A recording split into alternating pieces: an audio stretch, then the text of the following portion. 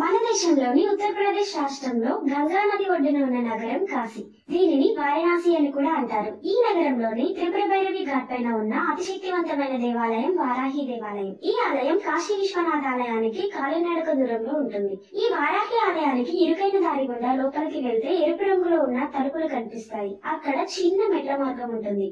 ఆ ఆలయంలోని అమ్మవారు భూగర్భంలో అతి పెద్ద విగ్రహం కలిగి శక్తివంతమైన స్వరూపంగా ఉగ్ర స్వరూపినిగా దర్శనమిస్తుంది. అయితే వారణాసిలోని వారాహి అమ్మవారు ఉగ్ర స్వరూపిణి కాబట్టి ఈ ఆలయం లోపలికి పూజారికి తప్ప మరింకెవ్వరికి ప్రవేశం ఉండదు. అలాగే వారాహి దేవి రాత్రి దేవత. ఈ అమ్మవారు రాత్రి సమయంలో కాశీ నగరానికి రక్షకురాలు మరియు గ్రామ దేవత కూడా. పగటిపూట కాశీ నగరానికి రక్షకుడు కాలభైరవుడు. అయితే రాత్రి సమయంలో కాశీ రక్షకురాలైన వారాహి అమ్మవారు పగటిపూట విశ్రాంతి తీసుకుంటారు.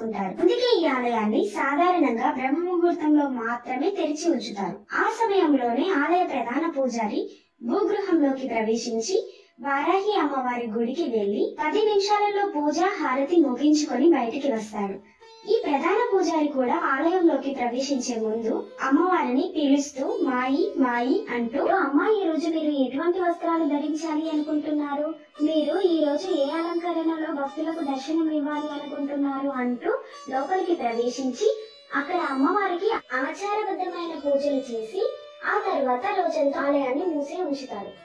అయితే సాధారణ భక్తులమైన మనకు ఈ ఆలయం లోపలికి వెళ్లే అనుమతి లేదు. ఎందుకంటే ఇక్కడ ఉండే వారాహి అమ్మవారు ఉగ్ర స్వరూపిణి కాబట్టి ఆ రూపాన్ని ప్రత్యక్షంగా చూసే శక్తి సామర్థ్యాలు మనలాంటి సాధారణ జీవులకు ఉండవు. కాబట్టి ఈ ఉగ్ర రూపాన్ని దర్శించే శక్తి సామర్థ్యాలు కేవలం గురువు చేత మంత్రోపదేశం నేర్చుకుని ఆధ్యాత్మిక లక్షణాలు కలిగిన వారికి మాత్రమే ఉంటుంది. కాబట్టి మనలాంటి వారు కూడా ఈ అమ్మవారిని దర్శించుకోవడం కోసం భూగృహంలో ఉన్న ఆలయానికి పై అంతస్తులో 2 రంధ్రాలను ఏర్పాటు చేశారు. వాటిలో ఒక రంధ్రం నుండి చూస్తే అమ్మవారి ముఖాన్ని మరియు ఇంకొక రంధ్రం నుండి చూస్తే అమ్మవారి పాదాలను మనం దర్శించుకోవచ్చు. అయితే ఇంత దూరంగా ఉన్న ఈ రంధ్రం నుండి కూడా అమ్మవారిని దర్శించుకుంటే అమ్మవారి విగ్రహం నుండి ఉద్భవించిన లోతైన శక్తి మనం అనుభూతి చెందవచ్చు. దక్ష యజ్ఞంలో కాలిన సతీదేవి శరీరంలోని పడిపోయిన పంటి నుండి వారాహి అమ్మవారు జన్మించింది అని, వారణాసిలోని వారాహి అమ్మవారు శక్తి పీఠాలలో ఒకటి అని కాశీ కాండ పురాణాలు చెప్తున్నాయి. లలితాదేవి రాక్షసులతో పోరాడుతున్నప్పుడు వారాహి దేవిని లలితాదేవికి సర్వసేనాధిపతి. కాశీ నగరం అద్భుతాలు మరియు రహస్యాల నగరం. అలాగే మనం ప్రతిష్ట గౌరవాలను కోరుకుంటే మనకు వారాహి దేవాలయం సరియైన ప్రదేశం. కోరికలు తీర్చుకోవాలనే మన అన్వేషణ ఇక్కడ ముగుస్తుంది. తాంత్రిక సాధకులు కూడా వారాహి మాతను పూజిస్తారు.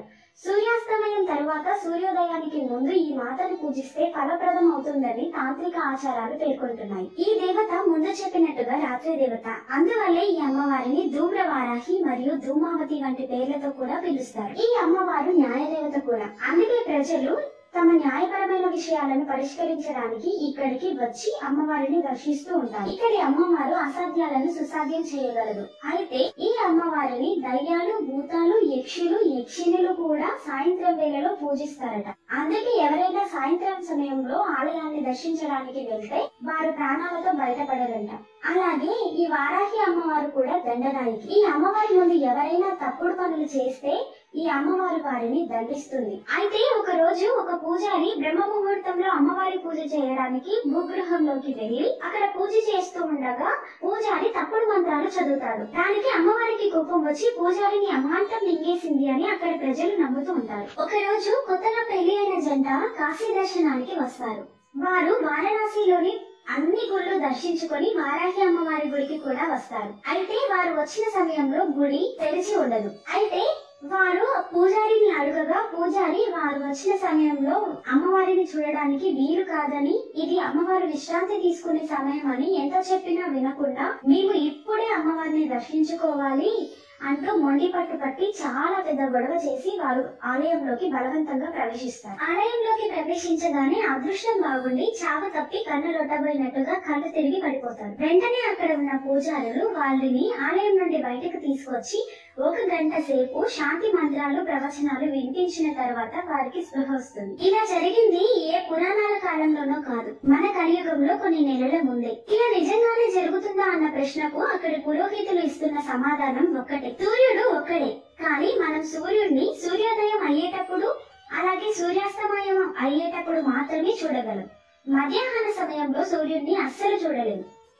అలానే వారాహి అమ్మవారిని కూడా చూడడానికి సరైన సమయం ఉండాలి. ఎప్పుడు పడితే అప్పుడు మనం ఆ అమ్మవారిని దర్శించుకోలేము అంటూ సమాధానం ఇచ్చారు. అలాగే 2012లో కూడా ఒక సంఘటన జరిగింది. అదేంటో ఇప్పుడు తెలుసుకుందాం. ఇద్దరు ముస్లిం అబ్బాయిలు వారణాసిలో ఉన్న వారాహి అమ్మవారి గుడి యొక్క పూజారి దగ్గరికి వచ్చి, ఏమండి పూజారి గారు, మీకు అసలు బుద్ధి లేదా? పందిని మేము చూస్తేనే అసహించుకుంటాము.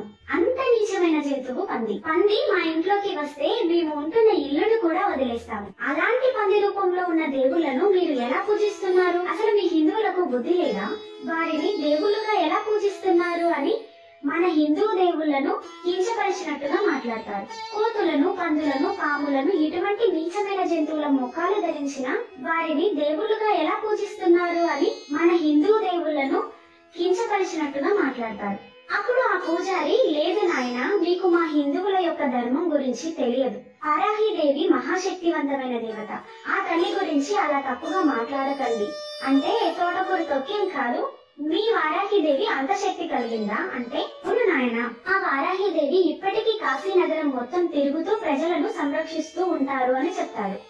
అప్పుడు ఆ ఇద్దరు ముస్లింలు, ఓహో, ఇప్పటికీ కాశీ నగరంలో మీ వారాహి అమ్మవారు తిరుగుతుందా అని వ్యంగ్యంగా అంటారు. పూజారి గారు కోపించక, ఇలాంటి వారితో వాదించడం మంచిది కాదు అని భావించి, వారాహి అమ్మవారి గ్రామ సంచారానికి సమయం అవుతుంది, మీరు కూడా ఇక్కడ నుండి వెళ్లిపోండి అని హెచ్చరించి ఆ గుడి తలుపులు మూసుకొని వెళ్లిపోతాడు. ఎందుకంటే ఆ వారాహి అమ్మవారు ఉగ్రరూపిణి కాబట్టి, చూసే శక్తి సామర్థ్యాలు మనకు ఉండవు కాబట్టి ఆ పూజారి వెళ్లిపోతాడు. అయినా కూడా ఈ ఇద్దరు ముస్లింలు, ఏంటి రాత్రంతా కూడా ఈ పంది ముఖంతో ఉన్న దేవత తిరుగుతుందా?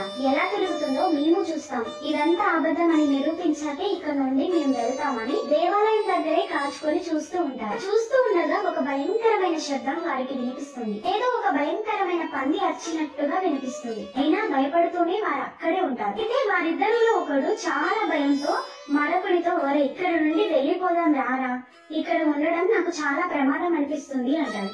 కానీ రెండో వాడు, లేదు లేదు, మనం ఇక్కడే ఉండాలి, ఈ రహస్యం ఏంటో మనం తెలుసుకోవాలి అంటాడు. అప్పుడు మొదటి వాడు, అరే, ఇందాక పూజారి గారు చెప్పినట్టుగా వారాహి దేవిని వస్తున్నట్టుందిరా, ఇక్కడ నుండి వెళ్లిపోదాం రారా అంటాడు. ఇంకొకడు వినకుండా, వరే, మనకు రక్షగా అల్లా ఉన్నాడు, మనకు ఏమీ కాదు, అలానే మనల్ని రక్షిస్తాడు అంటూ ఈ హిందువుల నమ్మకాలన్నీ అబద్ధమని నిరూపించే అవకాశాన్ని నేను వదులుకోను. వీరి దేవుళ్ళు అబద్ధం, వీరి నమ్మకాలు అబద్ధం అని తనకున్న చెప్పు కాలుతోనే ఈ దేవాలయం గోడను గట్టిగా తన్నుతాడు. తన్నిన తక్షణమే లోపల ఉన్న వారాహి అమ్మవారు భయంకరమైన ఉగ్ర రూపంతో బయటికి వస్తుంది. ఆ భయంకరమైన రూపాన్ని చూడగానే వారిలో ఒకడు అక్కడికక్కడే రక్తం కాక్కుకొని చనిపోతాడు. మరొకడు అక్కడే మూర్ఛపోతాడు.